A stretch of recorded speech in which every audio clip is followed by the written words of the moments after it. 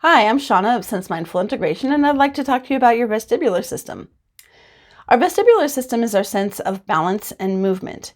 It is deeply connected with our proprioceptive sense, which is our sense of spatial relation, because you can't move and have a sense of balance if you don't know where you are in space, and you can't know where you are in space if you're not moving and balancing your body. So they are very, very closely connected, and a lot of times vestibular and proprioceptive activities look the same. Vestibular sense is really more about your sense of balance. It's stimulated when your sense of balance is being challenged. So you're on moving equipment or spinning, or if you are walking on uneven surfaces.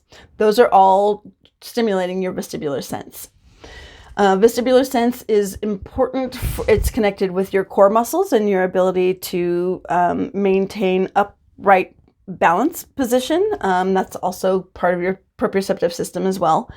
But your vestibular sense is that's why tummy time is so important for young babies, is because they are on their belly and they are having to lift up their head so that they can look around, and it's causing them to strengthen their core muscles so that they have better balance, and it's also causing them to be able to move their head around, and to eventually will give them the skills to read words across the page.